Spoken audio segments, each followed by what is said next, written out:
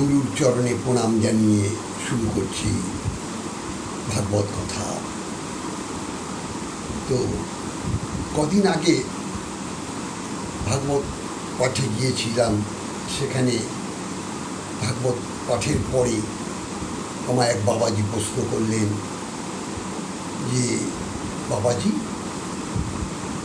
সংসার করতে গেলে, ধর্ম করতে গেলে অর্থের তো প্রয়োজন।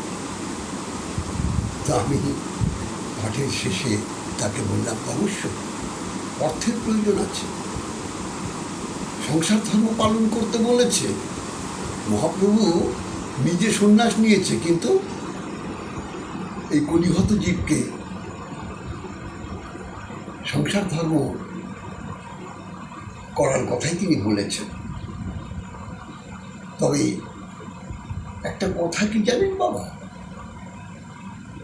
আপনি ইহু জগতে ব্যাংক, পোস্ট অফিস, LIC-তে টাকা জমাচ্ছেন, সঞ্চয় করছেন, করুন। সেটা তো সংসার ধর্ম করতে গেলে করতে হবেই।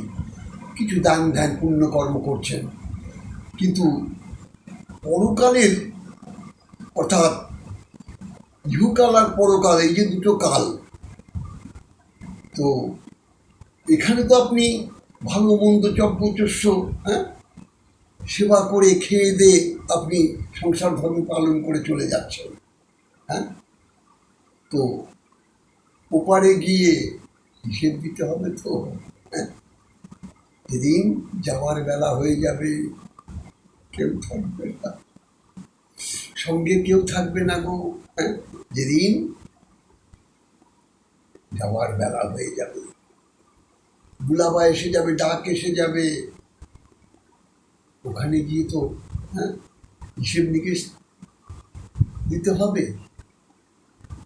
পাপ পুণ্যের হিসেব নিকেশ, অর্থাৎ এই ব্যাংকে যেমন জমিয়ে যাচ্ছেন লক্ষ লক্ষ কোটি কোটি টাকা, আর পরকালের ব্যাংকে, অর্থাৎ আমার গৌরহরির ব্যাংক, আমার শ্রীকৃষ্ণের ব্যাংক, সেখানে কি অর্থ করেই জমাতে হয় না? কৃষ্ণ নাম, এই 16 নাম 32 অক্ষর, হরে কৃষ্ণ কৃষ্ণ কৃষ্ণ হরে রাম, রাম রাম হরে হরে। এই যে হরি নাম, রাধা নাম, কৃষ্ণ নাম, এ নাম যত আপনি লক্ষ লক্ষ কোটি কোটি নাম জপ করুন, সঞ্চয় করে যান, দেখবেন আপনার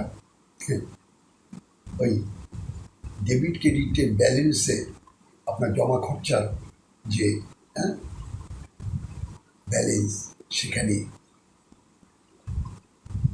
জমার পরিমাণ যদি বেশি হয়ে যায়, অর্থাৎ কৃষ্ণ নাম অমৃত সুদামাকা হরিনাম গাওরে অভিরাম,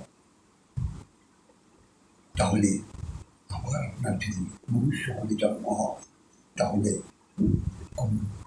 সৎ খুঁজে, উচ্চ খুঁজে, কোনো বৈষ্ণব খুঁজে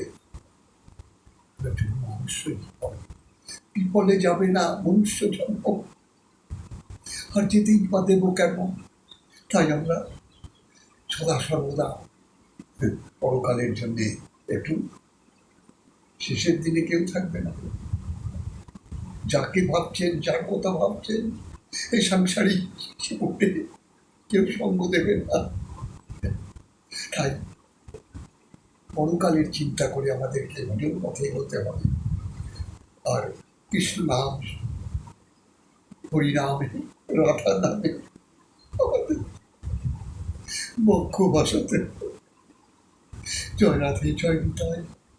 আজ এখানেই বিশ্রাম দিলাম। আপনারা সুখে থাকেন। ভগবান মঙ্গল